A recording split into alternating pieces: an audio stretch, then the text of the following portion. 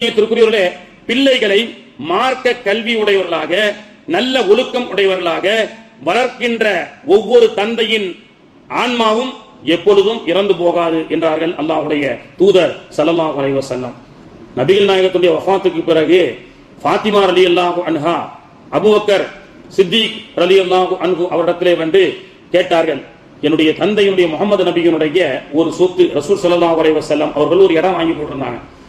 அந்த இடம் அவர்களுடைய வாரிசு என்ற அடிப்படையிலே எனக்கு பெற்றுத்தாருங்கள் என்று அபூபக்கர் சித்திக் ரலியல்லாஹு அன்ஹு அவர்கள் கிலாஃபத்துடைய ஆட்சி காலத்திலே கேட்டார்கள். ஏன்னா பெற்ற தாய் தந்தையினுடைய வாரிசு சொத்து என்பது பிள்ளைகளுக்கு உரிமையானது. அதன் அடிப்படையிலே ஃபாத்திமா ரலியல்லாஹு அன்ஹா அவர்கள் நபிகள் நாயகத்தின் பேரிலே இருக்கப்பட்ட ஒரு இடத்தை தன்னுடைய வாரிசு என்ற அடிப்படையிலே கேட்கும் பொழுது அபூபக்கர் ரலியல்லாஹு அன்ஹு அவர்கள் அந்த பத்திரத்தை, அதாவது வசியத்தை சொன்னார்கள். அதாவது நபிகள் நாயகம் அவர்கள் வஃபாத்துடைய நேரத்தில் தான் வாங்கி வைத்திருந்த அந்த ஒரு இடம் என்பது யத்தீம்களுக்காக வக்ஃபு செய்து விட்டார்கள் அப்படின்னு சொன்ன உடனே ஃபாத்திமா ரலியல்லாஹு அன்ஹா அவர்கள் ஒன்னும் பேசல, போயிட்டாங்க. ஏன்னா அவங்க மார்க்கம் தெரிந்தவர்கள். கண்ணியத்திற்குரியவர்களே, எப்படி இந்த உலகத்துல பிள்ளைகளுக்காக நாம் நல்ல அமல்களை சொல்லிக் கொடுத்து அந்த பிள்ளைகள் நமக்காக அமல் செய்யும் காலமெல்லாம் நாம் மௌத்தானதற்கு பிறகும் நமக்கு நன்மைகள் வந்து கொண்டே இருக்கும் என்று அல்லாஹ்வுடைய தூதர் அவர்கள் சொன்னாங்களோ, அதே போன்று நெகட்டிவா நம்ம திங்க் பண்ணும் பொழுது நாம உலகத்தை விட்டு சென்றதற்கு பிறகு நாம் பெற்றெடுத்த பிள்ளைகள் நாம் சேர்த்து வைத்த சொத்துக்காக நாம் வசிய செய்யாமல் அப்படியே விட்டு விட்டு சென்று விட்டால் நம்முடைய வீட்டு பிள்ளைகள், ஒரு தாய் வயிற்றில் பிறந்த பிள்ளைகள் எல்லாம் எனக்கு உனக்கு என்று அடித்துக் கொண்டு சண்டையிட்டுக் கொண்டிருந்தால், எப்படி நன்மை செய்தால் நன்மையை செய்யக்கூடிய பிள்ளைகளை உலகத்தில் விட்டு சென்றால் எப்படி நன்மைகள் நமக்கு மரணித்ததற்கு பிறகு வருமோ, அதே போன்று நெகட்டிவாக நாம் சொத்துக்களை விட்டு சென்றிருக்கின்றோம். பிள்ளைகளுக்கு மார்க்கத்தை கற்றுக் கொடுக்கவில்லை, பணம் காசு மட்டும்தான் பிரதானம் என்ற நோக்கத்தோடு பிள்ளைகளை வளர்த்து விட்டோம். குர்ஆன் என்று சொன்னால் என்னன்னு தெரியாது, பெற்றோர்களுக்கு செய்ய வேண்டிய மரியாதை என்று சொன்னால் என்னன்னு தெரியாது, மார்க்கம் என்று என்னன்னு தெரியாம விட்டுட்டு போனா நீங்க மௌத்தானதற்கு பிறகு உங்களுடைய வீட்டு பிள்ளைகள் நீங்கள் சேர்த்து வைத்த சொத்துக்காக கோர்ட்டு கேஸ் என்று தனக்குள் சண்டையிட்டுக் கொண்டால் அந்த தீமை உங்களுக்கு வந்து சேரும். அல்லாஹ் நம்மை பாதுகாக்க வேண்டும். கண்ணியத்திற்குரியவர்களே, அதனால்தான் நபிகள் நாயகம் ஸல்லல்லாஹு அலைஹி வஸல்லம் அவர்கள் ஃபாத்திமா நாயகி அவர்கள் உலக விஷயத்தில் ஏதேனும் கேட்டால் அதை விட மறுமையை முற்படுத்தி சொல்வார்கள். ஒரு தடவை அலி ரலியல்லாஹு அன்ஹு அவர்கள் ஃபாத்திமா நாயகத்திடத்துல வந்து சொல்லுவாங்க, நீங்க வீட்டு வேலையை செய்றீங்க, ரொம்ப கஷ்டப்படுறீங்க, கை காலெல்லாம் உங்களுக்கு வலிக்குது. நபிகள் நாயகத்திடத்துல சில அடிமைகள் வக்ஃபு செய்யப்பட்டு வந்திருக்கிறார்கள் கிஃப்டாக. இப்ப போய் நீங்க பள்ளிவாசல்ல ரசூலுல்லாஹ் என்ன செய்யறாங்க, டிஸ்ட்ரிபியூட் பண்ணிட்டு இருக்காங்க, யாருக்கு வேணும்னு சொல்லி டிஸ்ட்ரிபியூட் பண்ணிட்டு இருக்காங்க. இப்போ போய் நீங்க உங்களுக்கு துணையாக ஒரு அடிமையை கேட்டால் நபிகள் நாயகம் கொடுப்பார்கள், ஏனென்றால் உங்கள் மீது அதிகமாக பாசம் இருக்கிறது என்று அலி ரலியல்லாஹு அன்ஹு அவர்கள் அல்லாஹ்வுடைய தூதருடைய மருமகனார், அல்லாஹ்வுடைய தூதருடைய மகளிடத்துல மனைவி என்ற அடிப்படையிலே சொல்லும் பொழுது ஃபாத்திமா அவர்கள் அல்லாஹ்வுடைய தூதரை நோக்கி வருகிறார்கள். யா ரசூலல்லாஹ், அல்லாஹ்வின் தூதர் அவர்களே, ஃபாத்திமாவாகிய நான் வீட்டு வேலையை ஒன்றாக நான் மட்டுமே செய்கின்றேன்.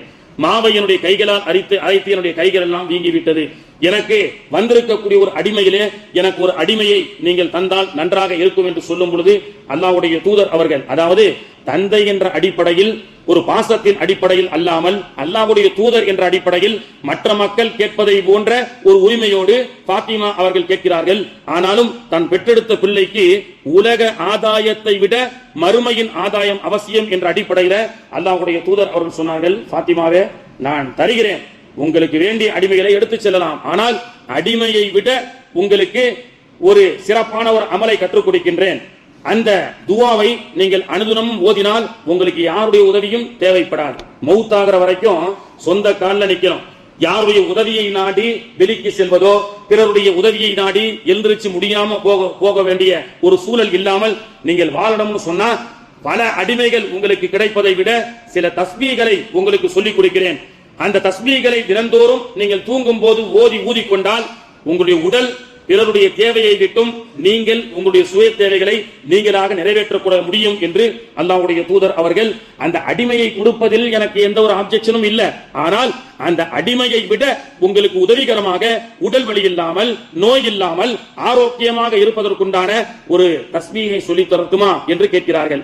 ஆக உலகத்தின் சொத்துக்கள் உலகத்தினுடைய மதிப்பை தெரியக்கூடியதற்கு முன்பதாக மறுமையினுடைய அந்த திக்கினுடைய மதிப்பை பிள்ளைகளுக்கு கற்றுக் கொடுக்க வேண்டும் என்று அல்லாஹ்வுடைய தூதர் அவர்கள் இங்கே நமக்கு சுட்டிக்காட்டுகின்றார்கள். ஒரு தாய் தந்தையாக இருந்து பிள்ளைகளுக்கு பணம் காசை விட நன்மைகளின் மீது மதிப்பு அதிகமாக இருக்க வேண்டும், சொத்துக்களை விட மறுமையின் சிந்தனை அதிகமாக இருக்க வேண்டும் என்ற ஒரு சிந்தனையை ஒவ்வொரு பெற்றோர்களும் தன்னுடைய பிள்ளைகளுக்கு சொல்லிக் கொடுக்க வேண்டும் என்பதை அல்லாஹ்வுடைய தூதர் அவர்கள் பாத்திமாவின் மூலமாக நமக்கு சொல்லிக் கொடுக்கிறார்கள். அந்த தஸ்பீ எவ்வளவு பெருசா இருக்குமோ தெரியலையே, எவ்வளவு பெரிய சூறா இருக்குமோ தெரியலையே, நம்மால மனப்பாடம் செய்ய முடியுமா முடியாதான்னு தெரியலையேன்னு நீங்க சிந்திக்கிறீங்க. அதாவது மௌத்தாகிற வரைக்கும் கை கால் சலாமத்தாக யாருடைய உதவி இல்லாமல் யாருடைய உதவியும் இல்லாமல் நாம கை கால் சலாமத்தா வாழ்வதற்கு பாத்திமா அவர்களுக்கு கற்றுக் கொடுத்த தஸ்பீஹே பாத்திமா. தூங்கும் பொழுது சுபஹானல்லாஹ் 33, அல்ஹம்துலில்லாஹ் 33, அல்லாஹு அக்பர் 34. இந்த 100 தஸ்பீஹை 100 முறை சுபஹானல்லாஹ் 33, அல்ஹம்துலில்லாஹ் 33 இஸ் ஈக்குவல் டு 66. அல்லாஹ் அக்பர் 34, மொத்தம் எத்தனை ஆச்சு? 100 ஆயிருச்சு. இத ஓதி கை கால்கள் எல்லாம் தடவி கொள்ளுங்க.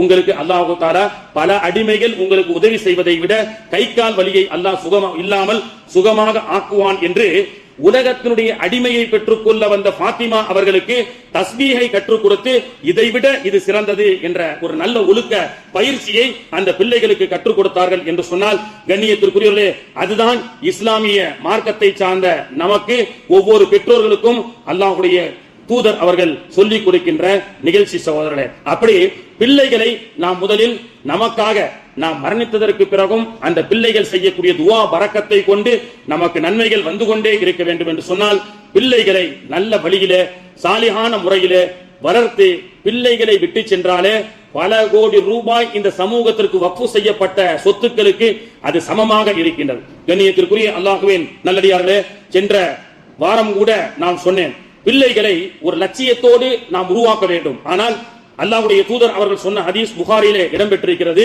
உலகத்திலே மனிதன் ஒரு சாதனத்தை படைப்பான். அந்த சாதனம் மிக கேடான சாதனம். அந்த சாதனம் முழு உலகமெங்கும் பரவும். அந்த சாதனம் ஒவ்வொரு கைகளிலும் இருக்கும். அது என்ன சாதனம்? அந்த சாதனத்தை ஒவ்வொரு கைகளிலும் வீடுகளிலும் செல்லும். எந்த ஒரு வீடும் அதை விட்டு தப்பிக்காது, எந்த ஒரு கைகளும் அதை விட்டு தப்பிக்காது. அந்த சாதனத்தின் மூலமாக மனிதன் வழிகேட்டிலே செல்வான் என்று சொன்னார்கள். ஷைத்தான் வலையை விரிக்கின்றான் என்று சொன்னார்கள். அதுதான் இணைய தளம் என்று சொல்லக்கூடிய இன்டர்நெட். மனிதன் ஒரு கை அடக்க தொலைபேசியை கண்டுபிடிப்பான். அதன் மூலமாக நிறைய தீங்குகளும் நிறைய ஆபாசங்களும் அந்த மனிதனை அந்த ஆபாசத்தின் பக்கமாக தூண்டும் என்று அல்லாஹ்வுடைய தூதர் அவர்கள் சொன்னார்களே, அதுதான் இந்த கையடக்க தொலைபேசி. கண்ணியத்திற்குரியவர்களே, லட்சியம் என்பதே இன்றைய காலத்தினுடைய பிள்ளைகளுக்கு இல்லாமல் போய்விட்டது. 2K கிட்ஸ் என்று சொல்லக்கூடிய 2000க்கு பிறகு பிறந்த குழந்தைகளுடைய மனோதத்துவ டாக்டர்கள் சொல்லிக் கொடுக்கின்றார்கள், இன்னைக்கு அவர்கள் லட்சியம் என்பதே இல்லை. ஒரு 50,000 ரூபாய் மொபைல் போனோ ஒரு நாளைக்கு ஒரு 10 GB ரீசார்ஜ் பண்ணி கொடுத்தா அதுதான் உலகம் என்று இன்னைக்கு வாழ்ந்து கொண்டிருக்கக்கூடிய ஒரு சூழல். பெற்றோர்களும் பிள்ளைகளை லட்சியத்தை கொண்டு நல்ல ஒழுக்கத்தை கொண்டு பயிற்சி அளிக்கப்படவில்லை. 11 மாதங்கள் பள்ளிக்கூடத்திலே படிக்கின்றார்கள். நேற்றைய தினம் 10th எக்ஸாம் முடிந்திருக்கிறது. நேற்றோ முந்தானாலோ அதுக்கு முன்னாடி +2 எக்ஸாம் முடிந்திருக்கிறது. நல் ஒழுக்கத்தை கற்று வந்திருக்கக்கூடிய பிள்ளைகள் ஒரு நேரத்தில் 10th முடிச்சு +2 முடிச்சு ஸ்கூலை விட்டு வந்தா கவலையோடு வருவார்கள். நம்ம எக்ஸாம் எழுதிருக்கிறோம், என்ன மார்க்கோ தெரியலையே அப்படின்னு சொல்லி. ஆனா இன்னைக்கு பைக்ல லைசன்ஸுக்கு வயசு கூட வராத அந்த பிள்ளைகளுக்கு நீங்க பைக் வாங்கி கொடுக்கறீங்க. தரமற்ற இந்த சாலையில 60 கிலோமீட்டர் மட்டுமே செல்லக்கூடிய இந்த சாலையில 100-110 பிறர்களுடைய வதுவாவுக்கு ஆளாக்கப்படுவதை போன்று வேகமாக ஓட்டுகின்றான். கேட்டா ஸ்கூல் லைஃப் முடிஞ்சிருச்சான். இன்னைக்கு +2 முடிக்கப்பட்ட அன்றைய எக்ஸாமுடைய அன்றைய மதிய நேரத்திலே மாலை நேரத்திலே நிறைய மாணவர்கள் ரொம்ப ஹை ஸ்பீடாக பைக் ஓட்டப்பட்ட ஒரு காட்சியை பார்க்க முடிகிறது. அது மட்டுமல்லாம தமிழகத்தில் இருக்கக்கூடிய ஒரு பிரபலியமான ஒரு இன்ஸ்பெக்டர், ஒரு போலீஸ்காரர் சொல்கின்றார், அதாவது +2 எக்ஸாம் முடிக்கும் பொழுது எங்களுடைய போலீஸ் ஸ்டேஷனுக்கு ஒரு இன்ஸ்ட்ரக்ஷன் வரும். என்னன்னு சொன்னா, ரொம்ப ஜாக்கிரதையாக பார்த்துக்கணும். ஏன்னா +2 முடித்ததற்கு பிறகு நிறைய பிள்ளைகள் காதல் என்ற பெயரிலே வீட்டை விட்டு ஓடக்கூடிய ஒரு சூழல் ஏற்படுகிறது அப்படின்னு சொல்லப்படுகிறது. அதனால நாங்க மாணவர்களை கண்காணிக்கப்படக்கூடிய பொறுப்பிலே அன்றைய தினம் நாங்கள் இருக்கின்றோம் என்று ஒரு இன்ஸ்பெக்டர் சொல்லிக் கொடுக்கின்றார் என்று சொன்னால், பள்ளிக்கூடம் என்பது நல்ல ஒழுக்க பயிற்சியை தாண்டி இன்னைக்கு ஆசிரியர்களே தன்னுடைய படிக்கக்கூடிய பிள்ளைகளிடத்துல பாலியல் வன்கொடுமை செய்யப்படக்கூடிய நிறைய சூழல் நம்முடைய இந்திய தேசத்தில் ஏற்பட்டிருக்கிறது. அப்போ வீட்டில் இருக்கக்கூடிய பிள்ளைகளை கண்ணும் கருத்துமாக பார்த்துக் கொள்ளக்கூடிய ஒரு சூழல் காலத்தின் கட்டாயமாக இருந்து கொண்டிருக்கின்றது. அது மட்டுமல்லாமல் எதிர்வரக்கூடிய காலம் என்பது ஒரு மிகப்பெரிய சவாலான காலம். ஒரு 40-50 வருஷத்துக்கு முன்னாடி ஒரு சமூகத்தை சார்ந்த இந்து மதத்தை சார்ந்த ஒரு சமூகம் ஜாதியால் பிற்படுத்தப்பட்டவர்களாக சட்டை கூட போடக்கூடாது, உனக்கு படிப்பதற்கு தகுதி இல்லை என்று ஒதுக்கி வைக்கப்பட்ட சமூகம் எல்லோரும் ஒன்றுபட்டு நம்மை இந்த சமூகமே ஒதுக்கி வைத்தாலும் இந்த சமூகத்திற்கு முன்பு வாழ்ந்து காட்ட வேண்டும் என்று அந்த சமூகம் ஒன்றுபட்டு இன்னைக்கு வாழ்ந்து 50 வருஷத்துல இன்னைக்கு அவர்களுக்கு என்று ஒரு பேங்க், அந்த சமூகத்திற்கு என்று நல்ல வேலை வாய்ப்புகள், அந்த சமூகத்தை சார்ந்த மக்கள் தான் படிப்பிலே முதலாக இருக்கின்றார்கள். அப்போ நம்மளை ஒதுக்கணும், நம்முடைய சொத்துக்களை புடுங்கணும், நம்முடைய கல்விகளை பறிக்க வேண்டும் என்று ஒரு அரசாங்கம் திட்டமிட்டு செயல்பட்டால் அந்த அரசாங்கத்துக்கு முன்பதாக கொஞ்ச நாள் தான் நம்ம கோஷம் போட்டுட்டே இருக்கணும், பல ஆண்டுகள் கோஷத்திலேயே வாழக்கூடாது. அது எதிர்வரக்கூடிய இந்த சமூகத்தை நல்ல எப்படி அந்த 40 வருஷத்துல சட்ட போடக்கூடாது என்று சொல்லப்பட்ட அந்த சமூகம் இன்னைக்கு பேங்க்ல மேனேஜர்களாக பல பேங்குகளை நிர்வகிக்கக்கூடிய முதலாளிகளாக இருந்து கொண்டிருக்கின்றார்கள், தொழில் அதிபர்களாக இருந்து கொண்டிருக்கின்றார்கள். அந்த சமூகம் ஒன்றுபட்டு இன்னைக்கு 50 ஆண்டுல ஒரு மிகப்பெரிய லட்சிய பயணத்தை நோக்கி சமூகமே ஒன்றுபட்டு என்ன செஞ்சது, இன்னைக்கு உலகத்துல வாழ்ந்து கொண்டிருக்கின்றது. அப்படிப்பட்ட லட்சியம் நம்முடைய சமூகத்துல இல்ல. 90ல இருந்து தொப்பி போடலாமா போடக்கூடாதா, விரலாட்டலாமா ஆட்டக்கூடாதா, நீங்க எந்த இயக்கத்தை சார்ந்தவர்கள் என்ற இந்த சண்டையிலேயே 40 வருஷத்தை வீணாக்கிட்டோம். ஆனால் நம்மை சுற்றி வாழ்ந்து கொண்டிருக்கக்கூடிய சில சமூகம் 40 ஆண்டுகளை பயனுள்ளதாக கழிப்பதின் அடையாளம் இன்னைக்கு கல்வியிலே முதலிடம். பேங்க் வங்கிகளை அவர்கள் நிர்வகிக்கிறார்கள், தொழில் அதிபர்களாக இருந்து கொண்டிருக்கின்றார்கள். உலகத்தில் எந்த தேசத்துக்கு சென்றாலும் அவர்கள் அங்கே முதலீடு செய்து வியாபாரம் செய்யக்கூடிய மக்களாக இருக்கின்றார்கள் என்று சொன்னால் நம்முடைய சமூகம் சண்டையிட்டு பின்தங்கிவிட்டோம். ஆனால் அவர்கள் ஒற்றுமையாக இருந்து படித்து முன்னேறிவிட்டார்கள். கண்ணியத்திற்குரியவர்களே, இன்னைக்கு சமீபத்தில் இந்த வக்ஃப் மசோதா சட்டத்தை எடுத்து எல்லா இடத்திலும் நாம என்ன செய்யறோம், உரிமையை மீட்டெடுக்க வேண்டும் என்ற அடிப்படையிலே ஒன்று சேர்ந்து போராட்டம் நடத்தியிருக்கின்றோம். போராட்டத்தினுடைய ஒரு சின்ன ஒரு வெற்றியாக இன்னைக்கு உயர் நீதிமன்றம் பல கேள்விகளை கேட்டு ஒரு வாரத்திற்கு அதை நிலுவையில் வைங்க, சட்டத்துக்கு கொண்டு வரக்கூடாதுன்னு சொல்லப்பட்டிருக்கு. கண்ணியத்திற்குரியவர்களே, பொதுவாகவே ஒரு எந்த நாட்டில் இருக்கக்கூடிய ஒரு கோவிலாக இருக்கட்டும், பள்ளிவாசலாக இருக்கட்டும், சர்ச்சாக இருக்கட்டும், சமீபத்தில் இந்து டெம்பிள் இன் அபுதாபி துபாயிலே ஒரு கோவில் கட்டப்பட்டது. The recently built and renovated temple in Jabal al-Ali என்ற ஒரு பகுதியில, ஜபல் அல் அலி என்ற ஒரு ஏரியாவில் சமீபத்தில் துபாயில ஒரு கோவில் கட்டப்பட்டது. அந்த கோவில் கட்டப்பட்டது என்பது இஸ்லாமிய நாட்டில் துபாயில இல்ல அபுதாபியில கட்டப்பட்டது. ஜபல் அல் அலி என்ற பகுதியில நம்முடைய நாட்டு பிரதமர் அங்கே சென்று அந்த கோவிலை திறந்து வைத்தார். அங்கே இருக்கக்கூடிய ஷேக்குகளும் அந்த கோவிலை இங்கே பெரும்பான்மை இந்து மக்கள் வாழ்கின்றார்கள், எனவே அவர்களும் வழிபட வேண்டும் என்ற நன்னோக்கத்தில் அரபு தேசத்திலேயே கோவிலுடைய வாசனையே இல்லாத அந்த அரபு தேசத்துல பாலைவனத்துல ஜபல் அல் அலி என்ற ஒரு பகுதியில ஒரு கோவிலை கட்டுகின்றார்கள். சரி, இஸ்லாமிய நாட்டில் தான் கோவில் கட்டப்பட்டிருக்கு. அந்த கோவிலை யார் நிர்வகிக்க வேண்டும்? இஸ்லாமிய நாடுதான். 12 பேர் கொண்ட ஒரு நிர்வாக குழு ஒரு கோவிலையோ ஒரு பள்ளிவாசலையோ ஒரு சர்ச்சையோ நிர்வகிக்க வேண்டும் என்று சொன்னால் இஸ்லாமிய நாடு துபாய் அமீரகம் என்று சொல்லப்படுகிறது. இஸ்லாமியர்கள் அங்கே ஆட்சி செய்கின்றார்கள் என்று சொன்னாலும் அந்த கோவில்ல 12 பேரும் முஸ்லிம்கள் தான் நிர்வாகம் செய்யணும்னு உத்தரவிட்டாலும் ஒன்றும் பேச முடியாது நம்மால. ஆனால் அந்த 12 பேர் நிர்வாகிகளும் அந்த இந்து அறக்கட்டையில் அந்த கோவிலை நிர்வாகம் செய்வது இந்துக்கள்.